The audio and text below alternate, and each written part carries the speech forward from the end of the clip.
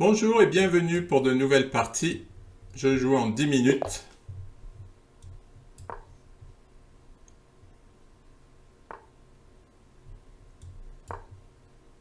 Bon, je vais jouer un système call.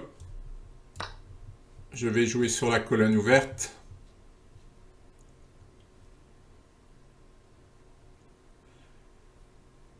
Ah, et mon adversaire doit pas trop connaître, c'est bizarre quand même, parce que s'il joue C5, il a quand même un but. Bon là, c'est un peu C5, c'est un peu un système pour sortir les autres de leur théorie. Mais c'est vrai que moi j'ai réfléchi un petit moment parce que ça m'embêtait.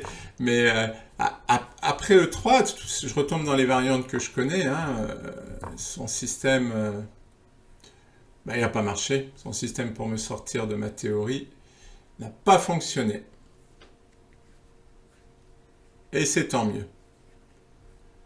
Alors maintenant, est-ce que je suis obligé de jouer cavalier D2? Peut-être pas. Je sais pas.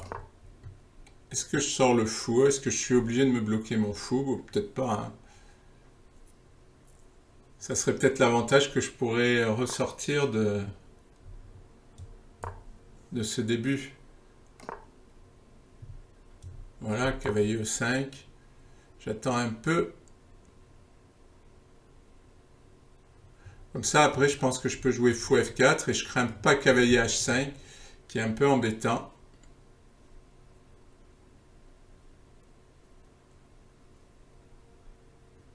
Voilà, c'est système call dans toute sa splendeur. Contrôle de la case de 5 et en option, l'attaque sur le roc. L'attaque sur le roc, elle se précise quand même, parce que là, j'élimine le cavalier qui défend le... Est-ce que je fais fou prend H7? C'est peut-être un peu tôt. Est-ce que je fais dame H5? Il va jouer G6. Bon, on va être prudent. Fou F4. Oh là là, il enlève la tour qui défend. J'ai vraiment envie là.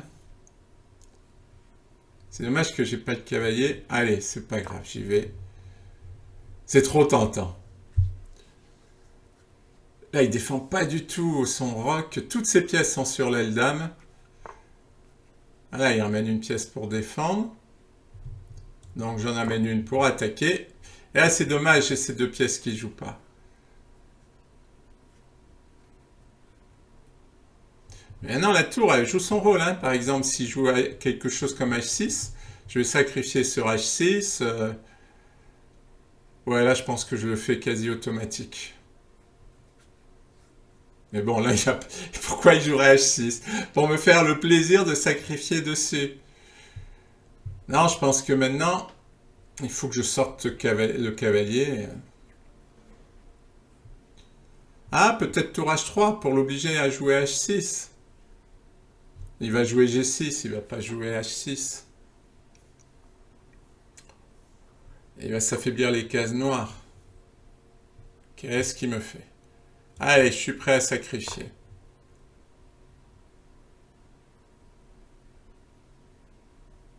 Ouais, je crois même que j'aurais pu sacrifier le fou. Fou prend, cavalier prend et tour H3. Eh oui, c'était fort, parce que maintenant il va jouer G6. C'était fort, fou prend H7. Je pense que ça marchait.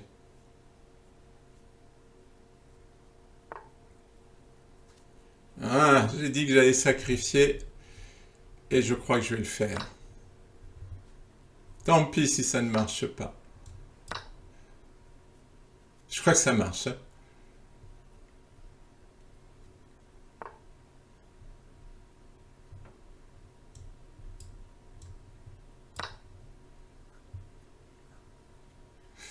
J'ai peur pour lui.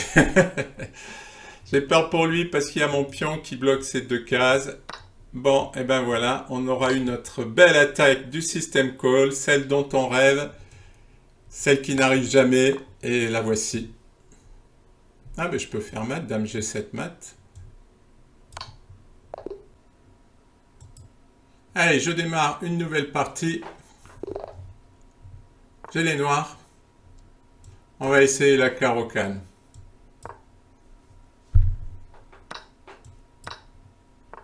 Bon, déjà, j'ai 2 pions au centre. Je suis content. Alors, si je vais jouer fou G4, il risque de m'embêter sur les cases blanches, mais on va essayer. C'est ces idées que je connais pas encore bien.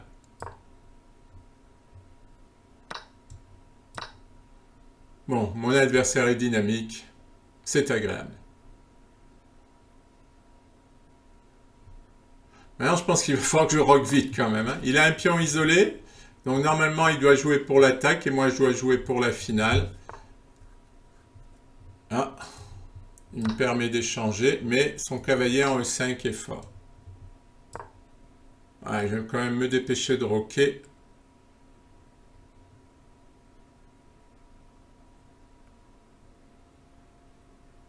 Ah, il a un échec. Je n'ai pas assez regardé parce que le cavalier bloque ici. Mais, ah ouais, c'est embêtant. C'est plus qu'embêtant. Ah bah je vais jouer roi F8. Ah bah je vais perdre B7. Ah bon, il l'a pas joué, heureusement. J'étais déjà quasi perdu. Dame B5, c'était...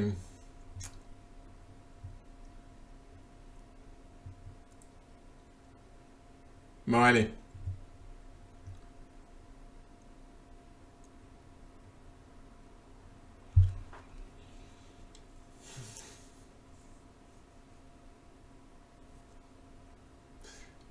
Bon, je vais jouer cavalier D7. Hein. Faut se développer. Ah.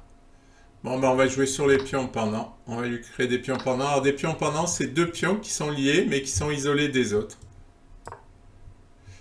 Alors là, par exemple, je menace de prendre le cavalier et de créer un pion très très faible, là, qui sera tout seul, isolé. Finalement, je suis en train de prendre l'avantage. Là, je vais refaire passer mon fou par ici. Là, maintenant, c'est attaque des pions isolés. Hein. C'est simple. Je vais m'en prendre à eux. Il faut que je m'installe sur ces cases, que je les bloque. Bon, là, son plan, c'est fou H6. Hein. Ça, c'est une attaque classique sur G7. Donc, roi H8 pour l'empêcher.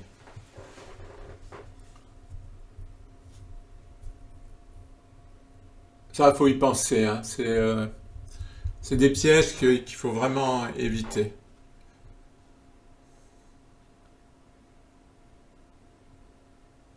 Bon, dame C7, tour C8.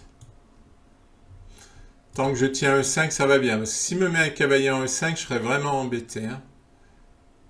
Là, il va falloir qu'il reconvertisse son cavalier de l'autre côté. C'est peut-être pas le plus simple. Peut-être là, pour lui, fou F4, qui va contrôler la case C7 et qui m'empêche dame C7. Parce que la case C7, c'est quand même la case naturelle. Hein. Bon, je vais jouer tour C8 s'il fait fou F4. Je fais tour C8. Ah oui, j'ai aussi cavalier F6. Ah oui, j'aurais pu le jouer avant peut-être, cavalier F6, pour gagner un temps sur la dame. Bon, dame C7. J'attaque le cavalier. Étonnant qu'il développe pas son fou.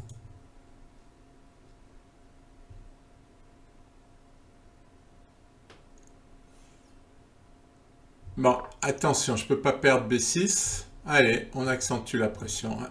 C'est notre plan. On attaque sur la colonne C.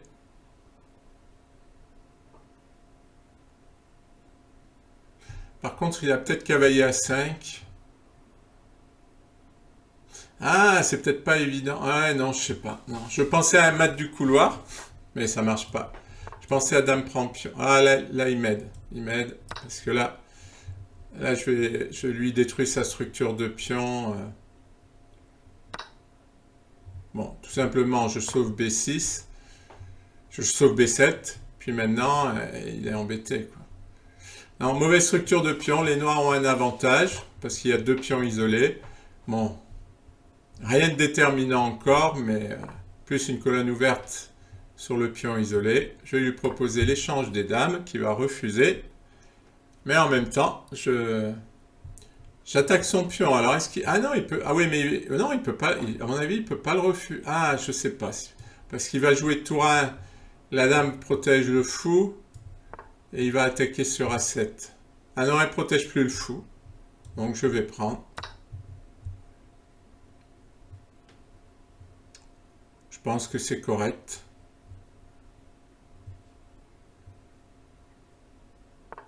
Je vois pas ce qu'il peut faire. Ah, il peut s'en prendre ici. Vous savez ce que j'ai envie de faire, c'est fou C5 et suivi de A5 et fin des problèmes.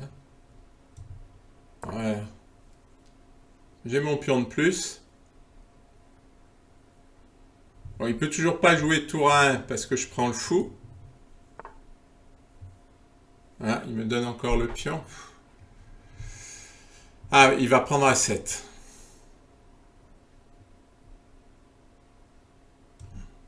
J'ai un super pion passé là. Voilà. Après A5, il bouge plus. Et ça, c'est une structure défensive qui est très très forte. Et maintenant, eh ben, il peut jouer tour à 1. Il perdra le pion C4. Maintenant, il doit défendre le pion C4. Il s'est créé une faiblesse là.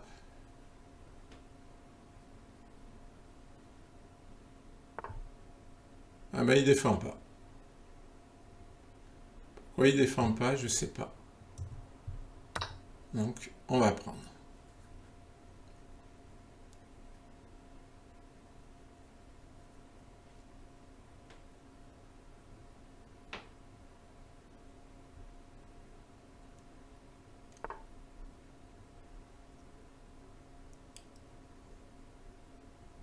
Maintenant, j'ai deux pions passés. Donc, ce que je vais faire, c'est jouer la finale. Enfin, maintenant, il est quasi obligé d'échanger les dames, puisque je menace le fou, je menace le pion et je menace la dame. Donc là, après, la finale est facile à jouer. On appelle ça une simplification. C'est-à-dire qu'on échange les pièces pour obtenir une position plus facile à gagner, une position gagnante. Voilà, cette partie, elle est intéressante pour la structure de pion, comment affaiblir l'adversaire et puis attaquer ses points faibles. Bon, mon adversaire a un bon classement, il a fait quelques erreurs, mais bon, ça fait partie du jeu. Après la belle partie d'attaque, la belle première partie d'attaque, une partie plus positionnelle, bon certes avec quelques erreurs, mais les erreurs font partie du jeu. Et puis en plus, ça, j'ai souvent des parties difficiles, donc de temps en temps une partie un peu plus simple n'est pas désagréable. Et en plus, elle permet d'apprendre des concepts, donc tout va bien. Allez, j'avais attaqué ce pion pour ensuite jouer tour C2. Je pense qu'il n'y a pas de souci, je peux le faire. Ouais, je l'oblige à défendre, il perd un temps, et je gagne un temps en rentrant ma tour. Bon, attention, mat du couloir, toujours l'avoir en tête, il va bientôt falloir que je fasse une case de sortie. Bon, il protège son pion, attention à E6 qui pourrait donner de l'activité. Voilà, attention, j'attaque F2. Ouais, ben moi je suis d'accord pour jouer la finale. Alors maintenant, ça c'est plus faible. Mais bon. Ah oui, non, il faut que je défende vraiment. Eh oui. Allez, je vais donner un peu d'activité quand même, mais bon. Il faut que je ramène le roi. Pensez-y en finale, monter le roi. Alors la difficulté là, c'est qu'il y a les tours. Mais bon, j'ai quand même mes deux tours qui devraient le défendre et je vais avoir besoin du roi. Vous voyez, un roi bien placé en E6 qui défend le pion faible, voire qui ramasse un pion. Il veut doubler. Et vous voyez là, hop, je vais jouer en un coup et ma tour attaque les deux. Pourquoi fait-il ça? Pour se débarrasser de ses faiblesses. Et pour rentrer ici, bon, de toute façon, j'ai pas le choix.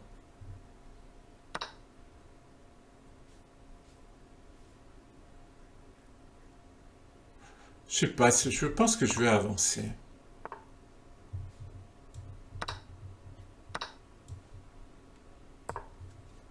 Vous savez, quand mon pion va faire dame, ces petites manœuvres, elles ne serviront plus à rien. Allez, ça c'est bien joué, il joue sur la 7ème. Mais déjà, je peux jouer H6 en cas de danger. Mais là, comment il va arrêter mon pion?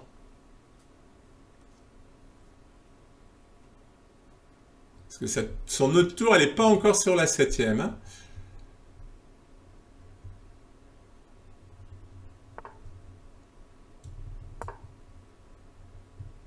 Voilà. Et maintenant, bon, qui est le roi ou pas, c'est pareil. Non, il y a pas j'ai eu peur du mat du couloir. Je me suis dit tout d'un coup un éclair, tout reprend, et il y aurait mat, donc il gagnerait le pion, mais non, j'ai cette case. En fait, il a eu la même idée que moi, mais le malheur c'est que j'ai presque envie de sacrifier la tour, mais non, parce que ça rentrerait dans une finale assez complexe. Ça serait une simplification, mais avant de simplifier, il faut avoir une position gagnante. Hein. Je vais monter mes pions. D'accord. Ouais. Il défend bien. Bon, il n'a rien à faire, mais il défend bien. Comment il va sauver ce pion là? Une fois que j'aurai doublé mes 2 tours ici. C'est original comme manœuvre, mais il faut qu'il enlève la tour et qu'il joue G3. Ouais, ouais, c'est ce qu'il fait. Il joue pas si mal que ça. Hein.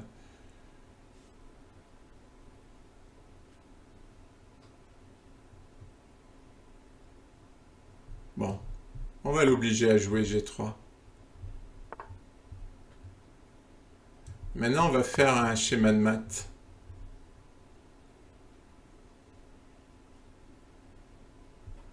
Je vais faire passer la tour par ici et menacer tout simplement mat. Alors, à un moment, il va devoir jouer G4.